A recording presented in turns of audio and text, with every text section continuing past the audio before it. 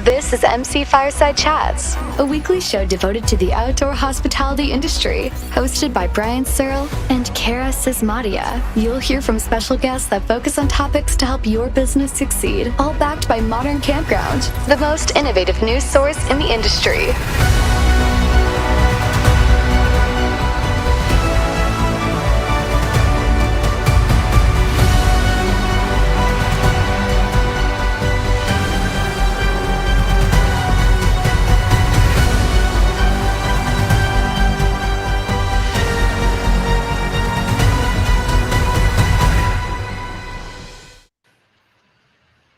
What's up, everybody? Welcome to another episode of MC Fireside Chats. My name is Brian Searl, here as always with Cara Csizmadia from the Canadian. Well, I can't say that. I see now, as always, but you've missed like 2 weeks in a row. Normally always with Cara Csizmadia from the Canadian Camping and RV Council. Just fresh back from an amazing lobbying trip to Ottawa with the Canadian Camping and RV Council. Got a lot accomplished there. We'll have to get an update on that too later, Cara. I forgot. You have to tell us all the awesome things and meetings and stuff that you guys did, or at least whatever you can share of it, right? But super excited to be here for another episode. I'm in an airport on my way to Toronto, so I won't be here for the entire show in a WestJet lounge here, kind of in a private little area doing the show. But super excited to be here with our open discussion guests as always. Mr. Casey Cochran's here from Campspot. Randy Hendrickson here is from Invest Outdoors and United Park Brokers, both, and probably 20 other things too. We should get a list, Randy, so I can just read it off. We've got Sandy Ellingson here, who's joining us again, industry consultant, doer of all things from Margaritaville, she's going to give us a little bit of tour of, maybe not a tour, but tell us about her experience there, talk about some of the getting into RV things and stuff like that. And then we've got Ivar, who is a brand new, hopefully recurring open discussion guest with us from Ivar Camping Dreams in Europe. Correct, Camping Dreams, a marketing platform doing social media. Okay, why don't you introduce yourself since you're first here, so I don't have to mess it up. Well, first of all, thank you for having me. My name is Ivar. I work for a company called Campco. Campco is an OTA, is a booking portal for glamping holiday. And one of the portals we also own is Camping Dreams. Camping Dreams started a little bit as a joke. We were in hotel sales and marketing, developing sales for hotels on social media, and we were like, how much cooler would it be to do that for camping? And with 1 million fans on Facebook, we are the biggest Facebook page to the team camping worldwide, and trying to get more and more people excited for camping.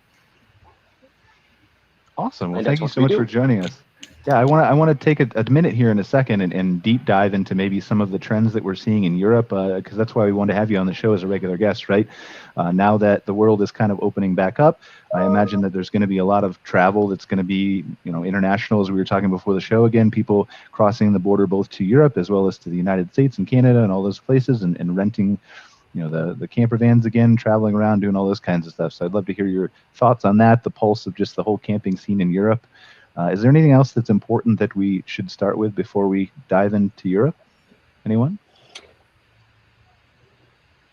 I'm selecting my beer here on the app, so sorry. Continue. Whoever wants to talk. That's good. Wow. Thanks for that professionalism I mentioned. There's no rules in an airport. I keep being told this. You can drink whatever you want. Wow. All right, anybody have any ideas? Should we talk about anything or just toss it to Ivar? Right. You're absolutely right. See, Ivar's on my side. So Ivar, I might ask about fundamentals. So where is Campco and Camping Dreams based out of? How long have you kind of been running? And then, are you really specifically focused in Europe, or are you doing anything on this side of the pond? We are based in Germany, near Cologne. We mainly do the European market. Mm-hmm. It's our biggest secret that we also have a little fan base in Canada, America, and Australia. Yes. Because it's such an amazing camping world. And I think I hope here two worlds will meet a little bit, because I think it's so different that it's going to be quite exciting. How is camping done in Europe? we have a little bit difference between the north and the south of Europe. The north where it's a little bit colder, the south where it's a little bit warmer. We have a big stream of people going from north to south. And if I look at your RVs, I get jealous. I just get jealous. They're huge, they're big. Big is not even good enough, it has to be bigger. And here in Europe, camping with your own material, with your own RV or your trailer, they're much smaller. And we have a lot of campsites, and especially in the southern part of Europe, start to look like resorts and holiday parks. Brian, you just said you hate it. You like it a little bit smaller and more to nature. Here, it's going to be like if you go to the Adriatic Sea, Italy, everything near Venice, they're like resorts. There is nothing comparing to RV camp in Canada or America. That's so different. So that's going to be quite interesting to see how it's done in Europe, how it's done in America and Canada. And yes, we have a little fan base, about 50,000 people overseas, and we don't know what to do with them. We'll move them around. We'll get them eventually. So I'm interested because I'm going to have to go here in a couple minutes, but I'm interested. What makes the trend towards smaller RVs take off over there, or the bigger RVs? Are they coming? Have they not taken off? Is it just because the distance between the countries is shorter? The distance people travel for their camping holiday here is about 1,200 kilometers. Okay. And that's it. So they do one overnight and then they're at the destination, where most of the people really stay. You see a lot of people traveling around, I think, in America and Canada. And for summer holiday families, for example, they book a pitch on a campsite for 2 weeks and they stay there. They build up the whole thing and just stay there, enjoy the sun, enjoy the region, and that's camping. But our trailers are really much smaller because I think in America, Canada, everything has to be bigger. And if you wouldn't even have the possibility to get a pitch here for a large RV like that, because the pitches are smaller. Right.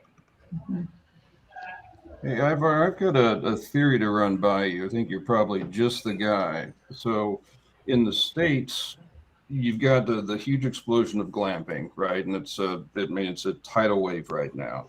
There's some thoughts that would suggest that it's kind of a bucket list thing. You try it once, then you say, okay, I stayed in the tent. Maybe it's really not my thing, but at least I tried it. So you wonder if the velocity is going to maintain the kind of growth it has been. But the counter to that, at least from my estimation, is for the last couple of years with COVID, there's been no European travel to the States, whereas previously that was quite big.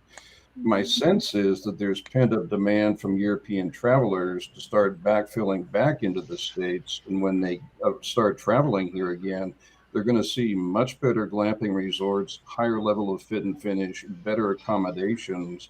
And it's, at least to my thinking, the European influx back into the States after a couple of year absence could be pretty significant. Is that somewhere close to the sense you have?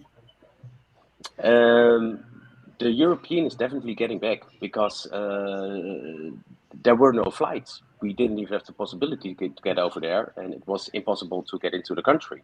I think, and that's the one good thing about COVID, as well for Canadian market, as well as for our own European market.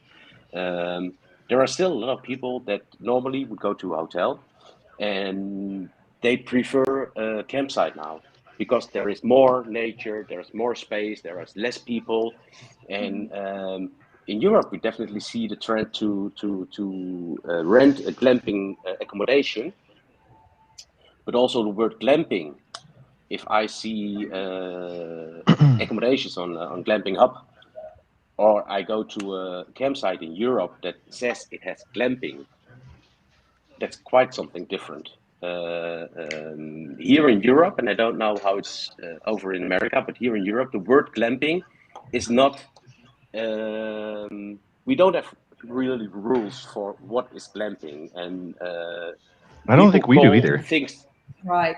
Yeah, but if I have a huge resort and he puts 100 mobile homes on it, and he calls himself a glamping resort because he has rental accommodations, I don't think he's a glamping resort. He's a holiday park.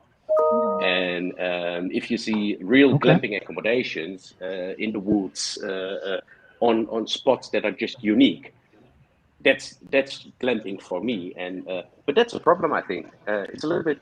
I always compare it with wellness. In the 90s, everybody had a wellness hotel as long as you had a sauna. And nowadays, people have expectations. If you call yourself wellness hotel, it grew. And I think we have the same way to go with glamping, and that you cannot just call everything there is glamping, because just a few mobile homes next to each other, for me, that's not glamping. Yeah. I think it's interesting that this site definition stuff kind of has consistently plagued this industry specifically. So I just had a conversation with some campground owners in Ottawa last week around, some areas of the country use the term transient sites for their short-term stay sites, and some people are really averse to that terminology. So there's this hope to kind of push everyone to get on board with one like clear set of parameter definitions about what our sites and services kind of look like and how they're defined, so that the consumer is less kind of confused or unsure of what exactly they're booking and seeking out. That's a big hurdle. Like I struggle to wrap my brain around the easiest way to achieve that goal, that end goal of getting us all using the same terminology, and clearly not even just here in North America, but globally. That's what actually one of the industry problems or projects that I've been working on is redefining the language. And this has been an ongoing project for about 3 years. And one that we learned real quickly is that parks are not going to change their name. If they want to call themselves a resort, they're going to be a resort. If they want to call themselves a campground, they're going to be a campground. So the only way we came up with doing it, and I'm hoping that in either late this year or early next year, we'll actually see the launch of this, is we're going to be crowdsourcing it, so that across all the different platforms where you're able to do a campground review, we've met with most of the owners of those platforms, and we will have a definition of 5 different types, and they'll be very clearly defined. And when the camper does a review, we're going to ask them, how do you define this location? And they'll get an option that clearly states what these are. And so we'll begin aggregating that data and letting the campers tell us, based on a clear definition, what is that park? What is that campground? One of the clearest needs is understanding the difference between a transient park, which I don't know what else you would call it. I mean, everybody tries to find these fun names, and transient sounds like a hobo, I know, but it really is what it is. It's a park where people come and go, versus your seasonal or long-term stay park. And even when you think about your 55 plus, we realized we had to separate that out, because there's some very nice 55 plus resorts. And that is very different from some of the long stay places that we have that were built in 2007. The crash happened, they turned into a long-term stay, and those rigs have not moved or rolled in 20 years, right? And so they are a neighborhood. They're not a park. They're not a camping location. People have lived there forever. They formed relationships. So the nice term for that is a neighborhood, right? And so I don't want to go stay in a neighborhood, right? I want to go stay somewhere where other people are like me and camping. And so I think that, over a year of kind of gathering some of this information from some of those top sites, we're going to really be able to turn it around and start redefining some of the language. Casey, I'm curious to hear from you on this. Is there work that Campspot is doing specific to the terminology issue? Yeah, maybe not terminology. I mean, we've still kind of, that's something we talk about all the time, is how many layers do you kind of go into when someone wants to search and go camping. For now, we still kind of have it categorized as lodging, RV sites, and tents, right? And lodging can obviously, includes cabins, it includes glamping, it can include, airstreams and things of that sort. And even if it is like a safari tent and stuff like that, we kind of assume tent camping is you bringing your own tent. But a lot of people could take that multiple different ways. So that's to the extent of where we've gone. The first other layer that we've done with our OTA is, making sure that there's a clear indication that it's a 55 plus park. That was always an interesting, conversation too. I mean, I think I don't mind the idea of a 55 plus park, but it's interesting that it's allowed in some capacity, right? Like it's an interesting concept to me that with all the different regulations that happen, that you could say, hey, sorry, you can't get in here. It's only certain states where it's allowed, right? I think. I remember having a conversation with somebody in Arizona. Yeah, I just find it's interesting to me. And what's also interesting is because some of these 55 plus resorts are like the best resorts in the country, and they got everything, like every amenity you could ever want, so much activities. That's perfect for me, but it's not perfect for me and my kids, and that's why they don't let you in there. So it is an interesting concept with the 55. Someday you can go, Casey. I know. Wait your turn. Inching closer. Yeah. Well, and one of the reasons. I was going to say, one of the reasons we decided to start with the review locations is because it is consumer based. They're out there, working with the consumer to get feedback versus an OTA. They're B2B. They're not B2B in a lot of ways because they need that park and that park's inventory to come on, and they want to define themselves the way they want to define them. So it created a hardship for the OTA to try and get somebody to then redefine their customer. So that's why we started with the review route. No, that makes sense for sure. Here's the thing. Like, I'll admit, I hope that this kind of takes off for you, Sandy. I'm skeptical. Not for a couple reasons, right? Like, obviously it needs done. I don't think there's any argument there. Like, it needs to be better categorized for the consumer. But what is a resort? I think that definition is defined by campers and what type and what they're looking for, whether they have kids and they're looking for a 55 plus resort. I think it's defined by the owner and their perspective of their baby and how high end their own park is. I think KOA I know KOA tried to do this with Journey Holidays and Resorts, and obviously it's worked in some capacity for their segment, but I don't know. I'd love to see data on whether that's caught on to the broader industry, right? That's why we had to very clearly define. We identified 5. We started with 4, ended up having to add a 5th. We have a very clear definition of what those 5 are. And so we're asking them to select one based on a predefined, description. So we're not asking them to be subjective. And so I think that's why it will work. And then we explain to them, now you can search by one of these terms. So this week, if I'm looking for a resort and here's the definition of a resort, I can only see what other people have defined as a resort. And I trust those other people. They have looked at that definition into that park, So we've done we probably had about 17 or 18,000 responses in some of the testing, and found it to be very reliable. So I'm looking forward to it and hope it works. Yeah, I mean, it would certainly make it easier to segment and categorize things, that's for sure. I'm skeptical, and I think you're fighting an uphill battle, but I hope it works. Is that a good middle ground? It's an interesting but kind of byproduct of the data-driven world we're kind of living in, where we want to categorize and framework everything, and I think arguably our industry specifically is one of those. I think it's proven over and over again that doesn't really fit in any certain specific box. And then maybe when it does, somebody comes along and mixes things up again. And I think that's a strength of the industry, but obviously in this instance can work against us for sure. Yeah. So well, here's the interesting part. I'm sorry, Sandy, because I got to run. I just want to finish the thought really, and then I'm going to jump off, and you guys can have a much better show than if I'm here. But it's interesting. You talk about data, Cara, right? Like in the future, we're going to be dealing with a situation where I'm not so sure that these labels are going to matter when you're using voice to book things and all that kind of stuff. And I've been talking about this for years, and it's admittedly gone a little bit slower than I wanted, or I thought it would. But eventually, like, labels are in place for drop downs and sorting, and just like we have on CCRVC, right? Checking a box to whether you have fire pits and picnic tables and swimming pools and all those kinds of things.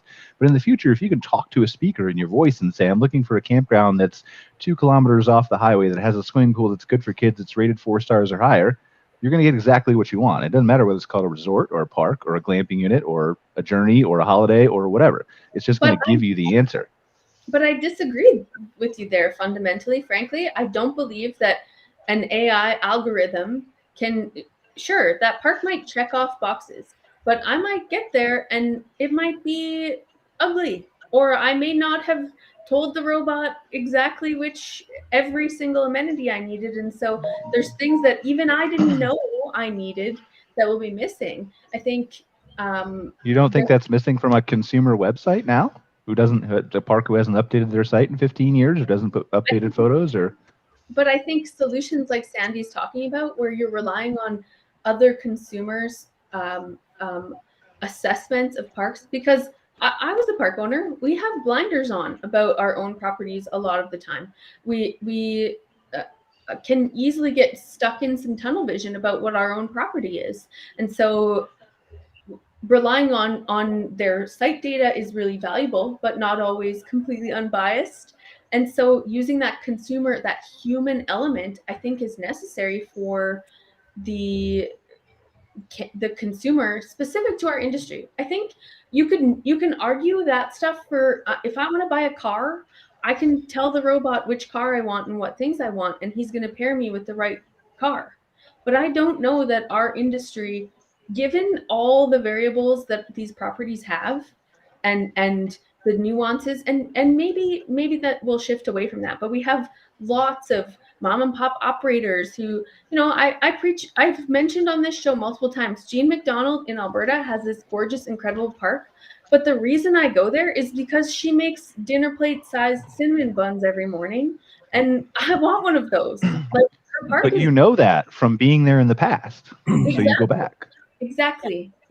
But the robot. When you go back, but when you go back, you don't use the robot because you already know it's brand, and then it's brand.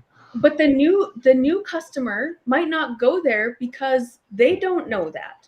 They need the me's who've already been there and eaten the dinner plate size cinnamon bun to tell them that they're there. But so that's the reviews, or that's the give me a campground that has something unique to offer within 50 miles of me or whatever. Like I hear you, like I agree with you. I just think that Google search is going to adapt to this. And they're going to be very smart about this, just like they're already having a robot call businesses and ask what hours of operation. They're going to have a robot call and ask, do you have a swimming pool? Do you have this? Do you have that? And they're going to gather data and they're going to display it. From a practical standpoint, sorry, I didn't mean to interject there, Cara. From a pragmatic standpoint, if you own a property and you've got a website and you've got a camera, you can solve a lot of problems, because if you take a picture of the accommodation, you can call it a glamping tent, a safari tent, a bell tent. You can call it whatever you want. You can call it a Florida orange. But if I can visualize it, I know what I'm getting. And so calling something doesn't help me, but visually I can see what I'm getting, and I inject my experience into that photo. And you can call it what you will. I know I want that. That's, the truth telling on a website is very important. But to the whole point, even in the vernacular, the nomenclature, the clients that I interact with on a daily basis, if I put 5 buyers or developers on one call and one of them said, I'd like to add some glamping tents, there's going to be 5 different visions of what that is. That's a $30,000 safari tent with air conditioning and a bathroom, or that's a bell tent in the middle of a pasture with no hookups. They're all going to have a different vision of what is a glamping tent. There is, I don't know that there's any way that you ever get to a holistic, all-encompassing definition. And therefore, I go back to, here's a picture of it, and this is what it contains. Right. And so that's part of the voice search. That's part of the throw it up on TV and show me a picture of this to make sure that is what I want. Like, it's not going to, voice search isn't going to solve everything, to be clear. I just think that that's going to change the way we interact and we find what we're looking for in various aspects of our life. Whether that complements it or replaces it, who knows? I don't know. Yeah. But it's interesting to think about. Next thing would be suggestions, right? I mean, I think that's, we're not there yet, but, it's something that we've often thought about is, sometimes people just want to be told where to go to, right? Like based on a couple simple factors like suggestions. I mean, I say the word Florida right now, and I guarantee I'm going to get a Facebook ad somehow in Florida, right? Like it's going to happen. So whether it's, on purpose or not, but suggestions, especially, I think, to me, that's where a big opportunity right now, and what we're excited about. The marketplace for us is camping is still fairly new for so many people, and they got introduced to it in the last couple of years. And there's data out there that, hey, 25% of the people went camping and they don't plan on maybe going again. Well, it might be that camping, right? It might have been that type of experience. Whereas realizing that they went tent camping this time, but there's a cabin this time, there's one that's by the waterfront this time, there's one with a water park, or there's one that they went to a parking lot style campground, and that wasn't at all what they thought camping was. They're like, wait a minute, where's trees, or where's where's nature, or vice versa. So Right. I mean, to me, I think the suggestion aspect of things is a wide open space because of how vast camping has become. I think there's a really cool opportunity for people to kind of be nudged on, you should try this, and then they're going to look at the pictures, they're going to look at the categories, they're going to go, "Wow, this looks great. I'd love to try this." Yeah. And they're going to But do that isn't because that they're also- gathering. Go ahead, Ivar. Sorry. No.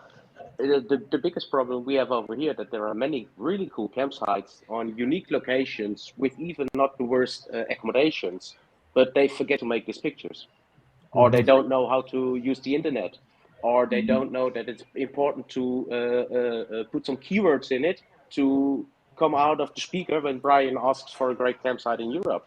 So they know everything about camping. They know how to build a great accommodation. They know how to please their guests, but internet and sales is definitely not their job. Therefore, they need Campspot, CampGo, and stuff like that. And we tell them, listen, guys, we know your campsite is great, but grab your iPhone and make a picture of this, make a picture. Sun is coming up, make a picture. Yeah, pool is perfect, make a picture. We have to tell them this because there are too many out there that are really, really great campsite owners, but no salespeople. Ivar, We went to the extent of doing photo shoots for like right. 500 Remember that, yeah. or something, because we were so desperate to say we need good images. We want to help you, but you can't if there's no photography whatsoever. So I mean, it was a very, very expensive experiment to try. But and again, the value is we got a lot of images, what we were excited to do, but it was it's to that extent. Zane, I was going to ask, I'm curious, are you starting with defining these categories at the campground level, or are you starting by the consumer is educated on these categories and then trying to get the campgrounds to fall into one of those categories because the consumer is now content with whatever those categories are? Where are you starting? We had a research company approach it from both angles. They looked at what is consistent with every demographic the way they're already talking about or describing it. What were the commonalities? And then they researched with campground owners, why did they call themselves a campground? What motivated themselves to name, to give that name? And pretty much everything we're doing really focuses on being able to help our industry maintain its growth structure. And what we saw was 600,000 new campers coming in who were what, people were calling COVID campers. They didn't start camping because they love camping. They started camping because they were tired of being locked inside their house. And so now what we need to do is keep them camping. Well, in our survey, the largest thing that came back to us was that the expectations were set inappropriately for them, and they were disappointed in the campground that they arrived at. And so they'll never camp again. Right. And there's a lot of data too that's pretty interesting about the difference between somebody booking a campground and somebody boondocking. And it's kind of the rise of boondocking. We've got to look at and embrace some of what they're doing too as independent campgrounds. Because guess what? I can get a campground boondocking today, but I probably can't find a campground to camp in today that I like or that I want to go to. Which is why you're at Margaritaville, right? Yeah, we want to be spontaneous. So yeah, I do the extremes, right? And this is the mega extreme. So this is one of Margaritaville's new franchise locations. So it's a new park, about a year old. Sandy, I want you to talk about that. I have to go though. I just want to. I got. Thank you. I'm sorry. I'm going to miss that fascinating discussion. You're in good hands with Cara. She's going to talk about that stuff. Really appreciate you guys. Cara, don't forget at the end to mention, and I forgot at the beginning to mention Fireside Accounting, who's our amazing sponsor of this episode. Do great, awesome accounting services. It's Lindsay Foos. If you guys are looking for bookkeeping or figuring out how to categorize things or do all the really complex stuff that saves you a ton of things on taxes and time and all that, make sure to reach out to Lindsay at Fireside Accounting. Cara, just make sure you mention her at the end there, and maybe if you have time, pull up her website, just give people a look at what it looks like or something like that. So thank you guys. I really appreciate it. Have a great show, and I'll see you later. Travel safe. Have a great flight, Brian. Beer. Right. Sorry, Sam. Lunch and beer, Brian. Yeah, lunch and beer. Yeah. Please continue, Sandy. I'm fascinated to hear about this new Margaritaville location.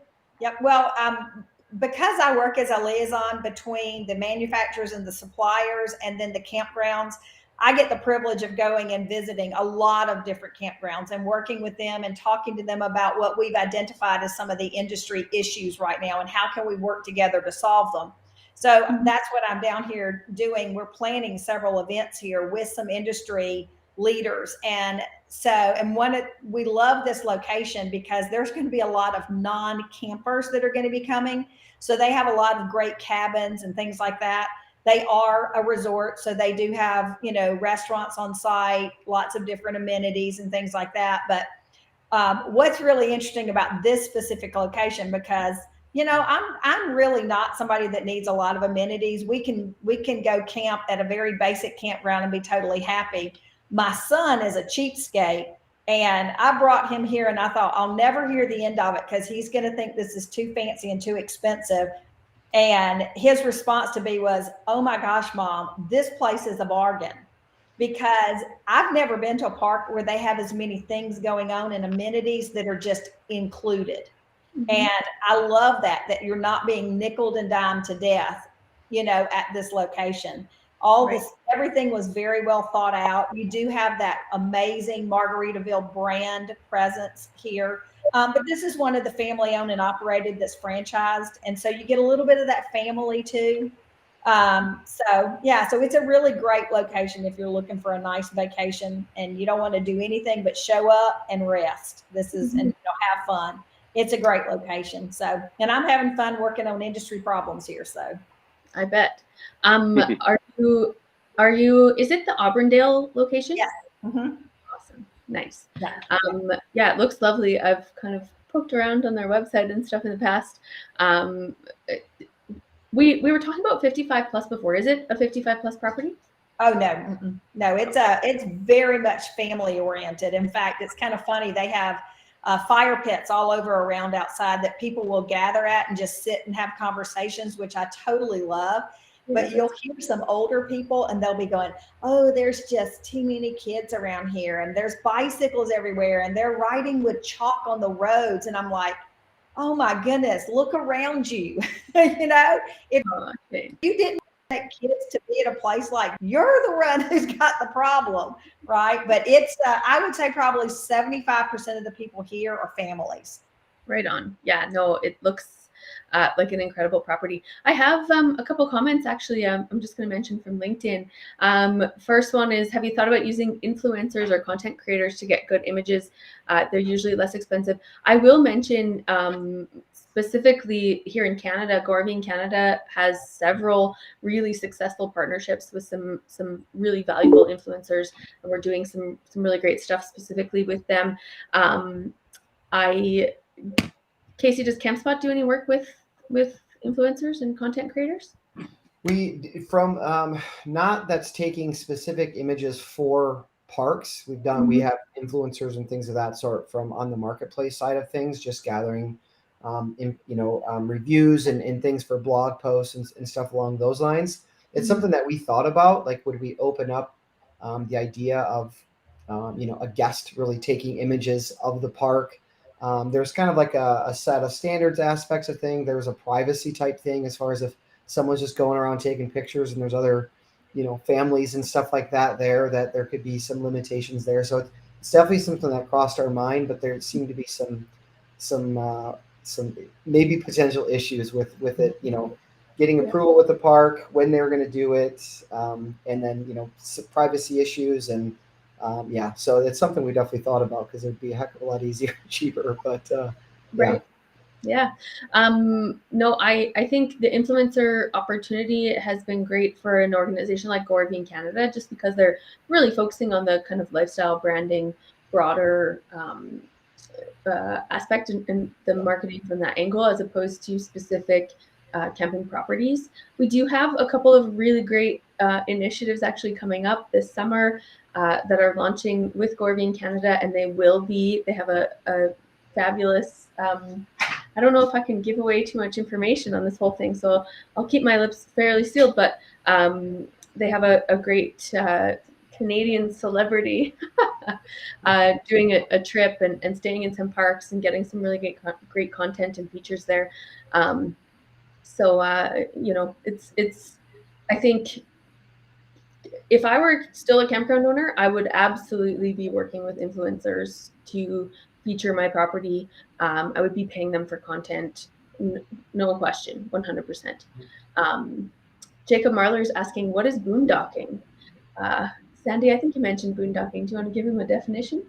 Yep. Well, boondocking is it's dry camping or staying somewhere in a tent, in a rig, whatever, on land that is private or public, but with no hookups generally.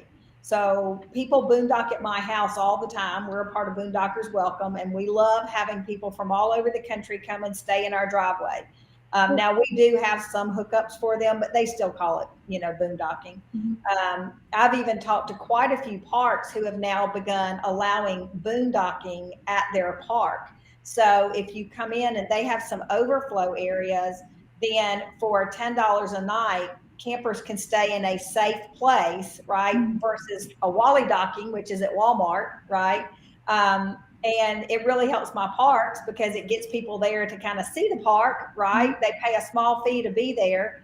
But boondocking is basically it's generally free, and you're staying on a public or private land that there's no hookups for. So I used to do that at my park. I had overflow space and charged a small fee. And then, it actually turned into something that was quite successful for me, specific to, retail sales and ice cream and mini golf and all those things that really kind of upped my occupancy in areas of the park where I didn't have hookups. So that was a great strategy for me. Jacob, boondocking, I may, in our area of the world, I know Jacob fairly well, in Kananaskis and there are public parks areas, folks backcountry camp or boondock on crown lands here in Alberta all of the time. We do have a significant, portion of the market here in this province who really swears by it and insists that's the only way to really truly camp, and are pretty passionate about it. So, we're seeing some issues with regulatory stuff coming in from the province around that, and so that's creating a bit of stir specific to boondocking. But it's an interesting and fascinating experience, and certainly for a certain kind of sector of the market. Sure. Yeah, it's an interesting question. If you have $100,000 in solar and batteries, are you really boondocking? Mm-hmm. Right. Yeah. It is. I was talking. I actually, in my park, we used to have German guests all the time visit us. My family is German, and we offered service there in German and all of that. So I had lots of Europeans there all the time. And this one gentleman had shipped his RV overseas. He brought it over on a boat and was traveling around North America and had stopped. And his rig was like $500,000, mm-hmm. and he's actively seeking out these boondocking. And somebody in the park said that to him, like, your RV's worth more than my house, and you're calling that boondocking. Mm-hmm. So perspectives, that goes back, I think, to the nomenclature conversation too, is we all have these really different ideas about what camping is and how it can look for us, and what kind of equipment we prefer, and all of these things that, can make it can bog us down with communication barriers, but is also such a cornerstone for why the industry as a whole is really successful, in my opinion. Yeah. And I just think it's a really important conversation, because if there's anything we've learned in the last several years is that words mean something. Yes. Words set expectations, Mhm. and expectations that are not met mean loss of revenue, income, and opportunity. So it's a conversation we need to be having. Yeah. Hey, Sandy, just to chime in on that, I know we've had that conversation before, and I think you and I were kind of talking about that very thing in a previous show, which is it's almost a lost art, right? Because if you can take a great picture of your park and your activities and your accommodations, but then tell the right message, a truthful message, it's amazing what happens with the legitimacy of the campground and the satisfied customers, right? Because if you say on your website, this will make you 30 years younger and a better dancer, chances are you're not going to meet expectations. But when you just say, hey, look, this is what I have, and I'm being honest about it, and this is what it is, and sell the virtues, invoke the five senses, you'll see this, you'll smell this, and taste the steak on the fire. Now I'm involved and I'm emotionally invested in that park and I want to go there. But if you don't oversell it and just say, this is who we are, I think you had an example of a previous park where you kind of advocated, just say what you are and what you're about. And didn't they have a huge spike in occupancy just by telling the story? Yes, yes. In fact, this was a small park that was landlocked, and they were built back when there were no rigs that needed more than 30 amp. And so they felt like they needed to sell and basically just close down their park. This was pre-COVID, because they thought we'll never compete with these parks that have 100-foot sites and 50 amp. And I said, are you kidding? Do you know how many people are out there camping in little rigs, smaller than 35 feet, with solar, with lithium?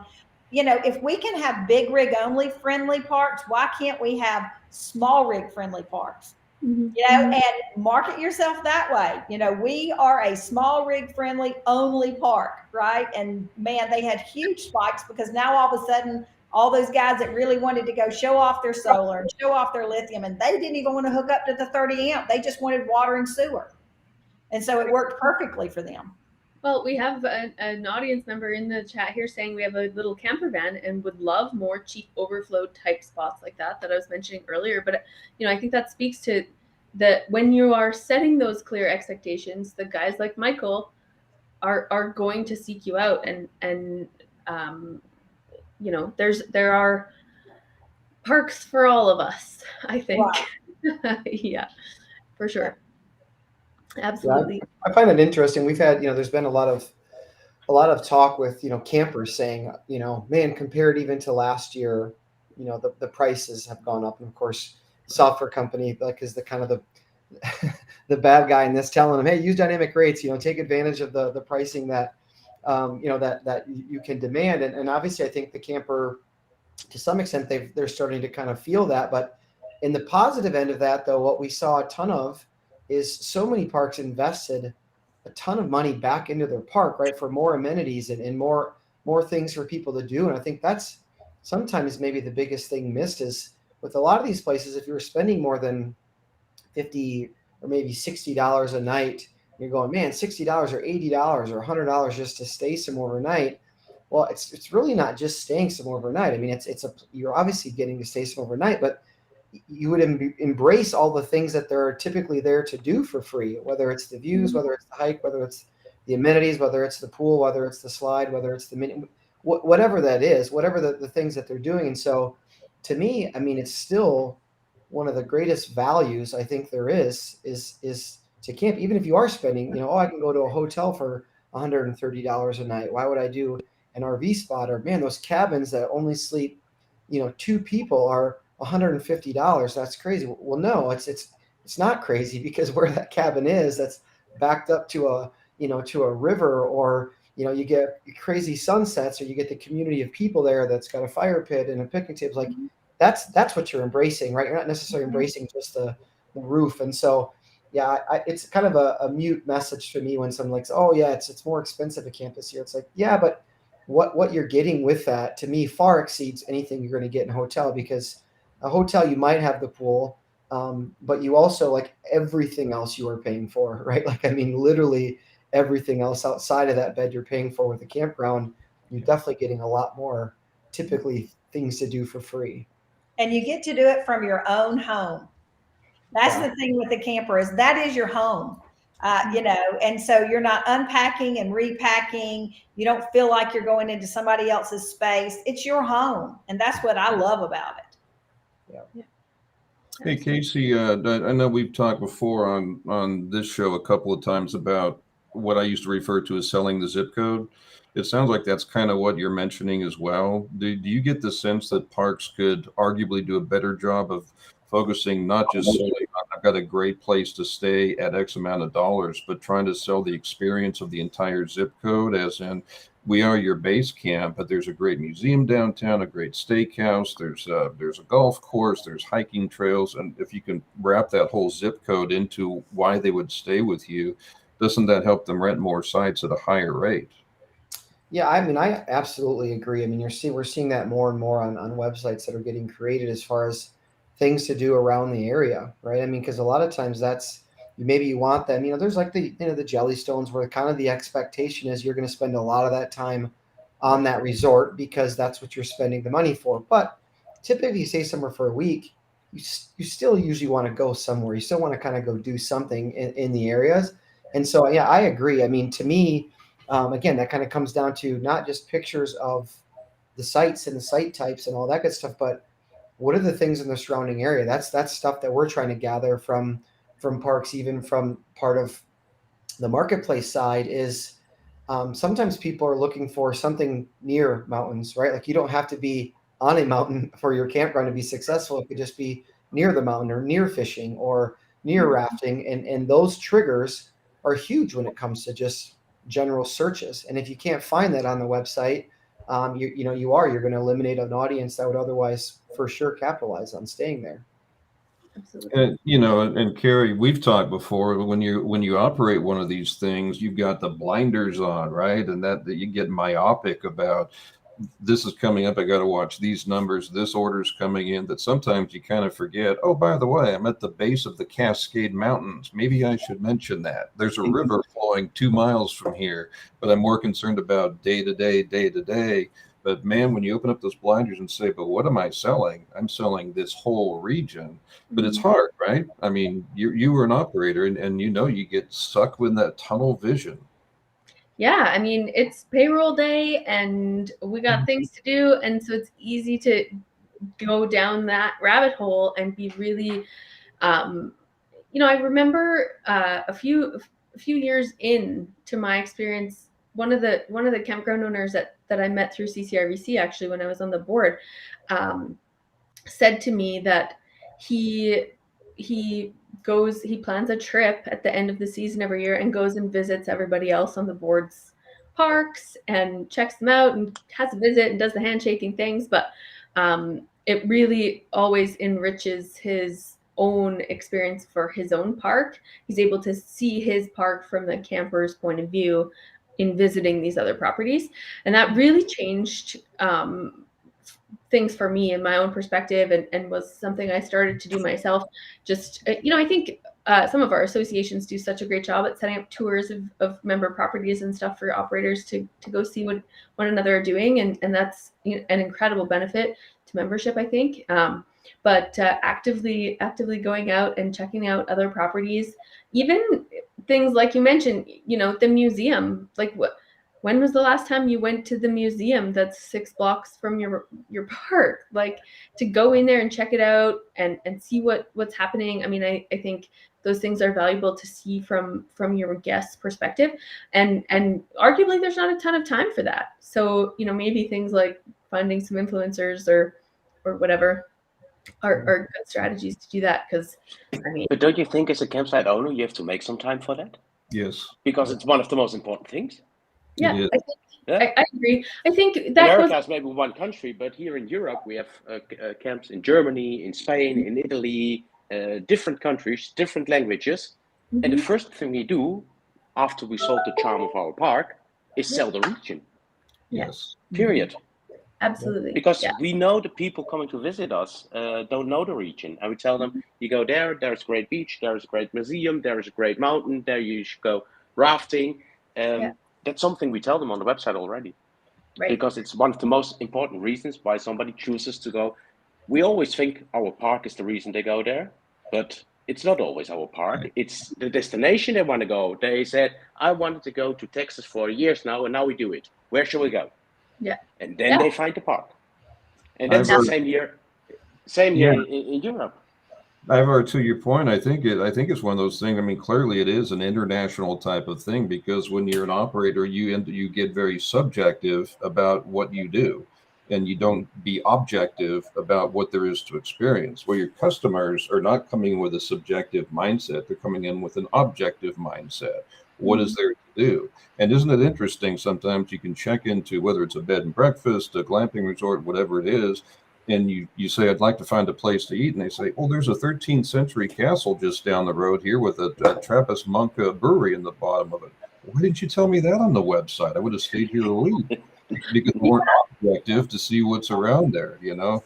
And it's not the fault of the campground operator, because businesses are hard and they take a lot of time and demand. But man, what a difference it makes when you objectify where you are and wrap the whole thing into the story you're telling. It's just gold. I think, and after that, it's storytelling.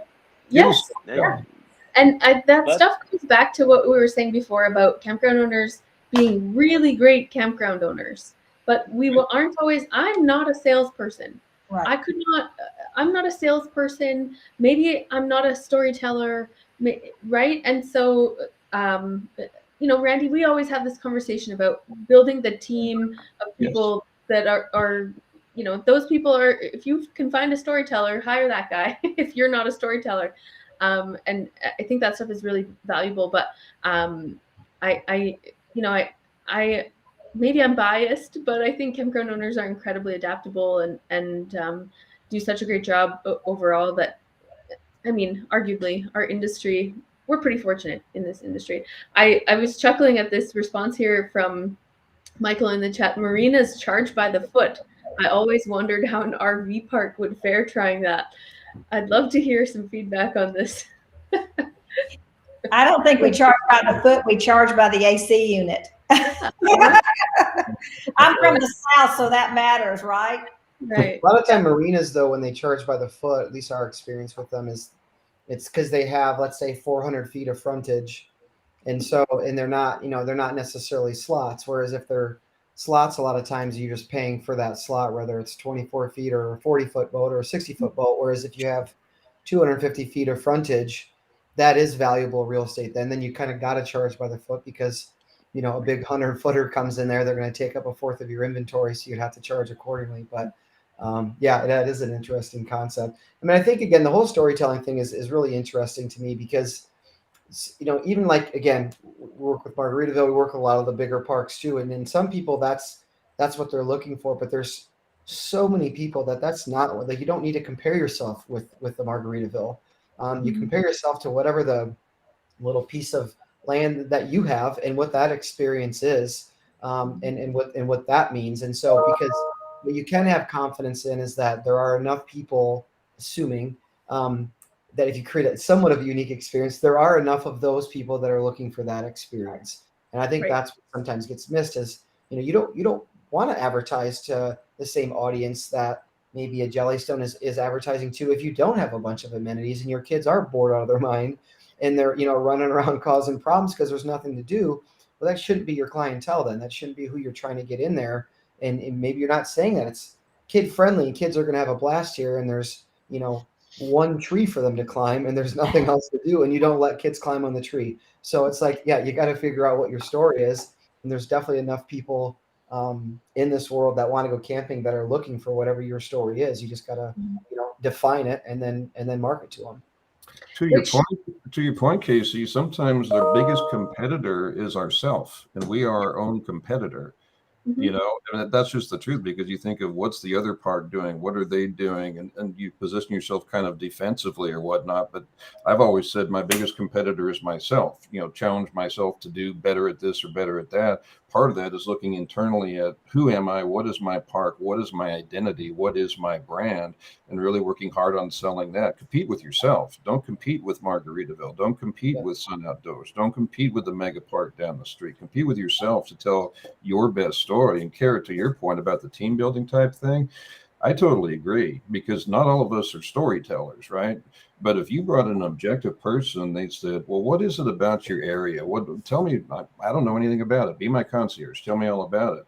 And you list out all the stuff there is to do. If you've got a good storyteller as part of your team, man, oh man, if you just move the bar on your occupancy, on your revenue, on guest satisfaction by sending the proper message in the proper measured tone with appropriate photographic evidence of it, that's probably one of the single biggest thing any park could ever do to substantially increase revenue, guest satisfaction. Tell the best story you possibly can, period. Yeah, I have to say from The biggest personal problem for experience. campsite owners. Sorry, Ivar, please go ahead. No, Cara, please. No, I was just going to Ladies say first. my personal experience, that finding out the identity was the hardest part. It is. We could do the day-to-day part, but the identity stuff kind of felt like it was constantly shifting a little bit and changing, and so nailing that down was a constant thing to focus on, for sure. It's hard. Sorry, Ivar, go ahead. I think that's everybody's homework, no? Find their own identity and find their own strength. And then you start doing the storytelling. The hard thing nowadays is what Randy said, get the right review on the right spot, get the right. If Brian starts asking his Google where he wants to camp, how do I pop up there? Yeah, and that's where people get lost. Right. Yeah. Because that is really, really hard. Even if you know who you are, what your strength is, and how beautiful your region is, somebody needs to hear your story, and that's where the journey starts, and that's where it gets hard.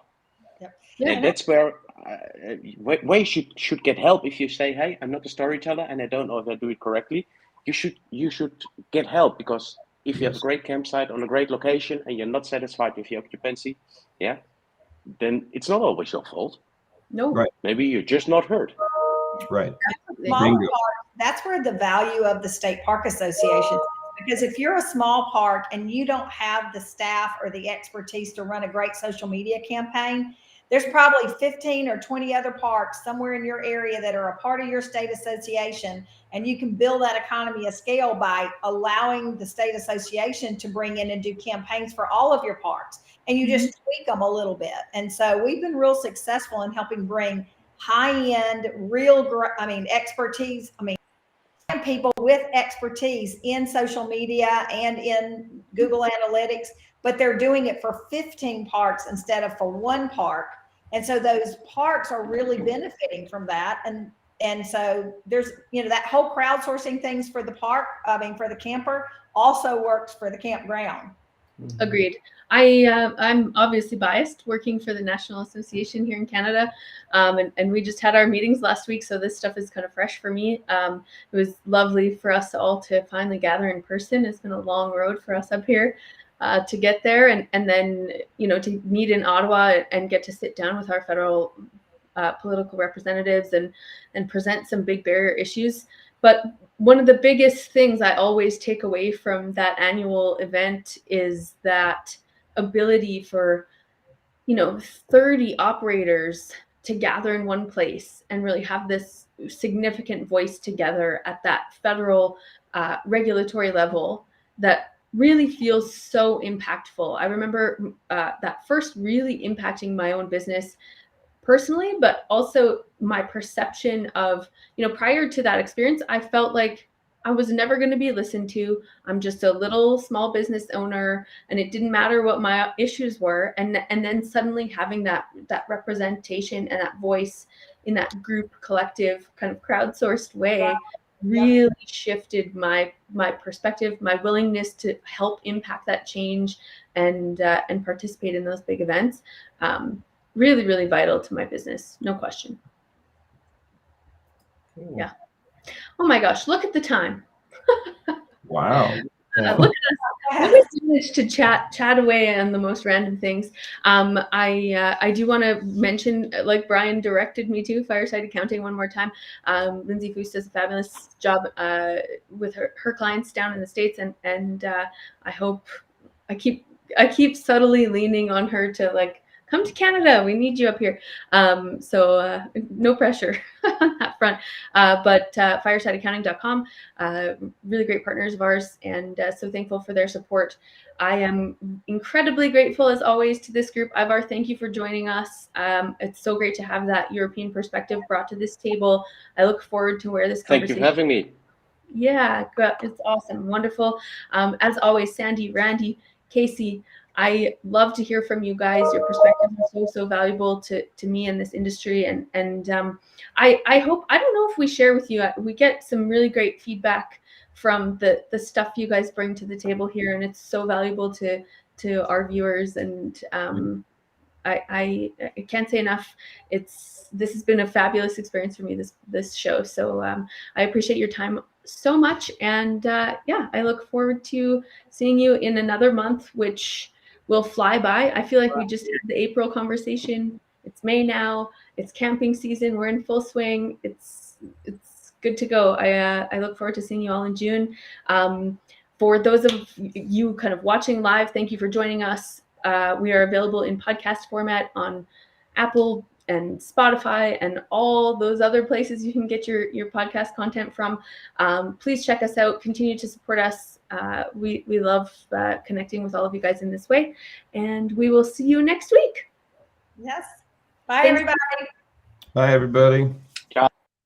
Thanks for watching this episode of MC Fireside Chats, hosted by Brian Searl and Cara Csizmadia. Have a suggestion for a future show or want to see your campground or company as part of an episode? Email us at hello@moderncampground.com. Join us next week for another episode. And don't miss the latest outdoor hospitality news and commentary from around the world at moderncampground.com.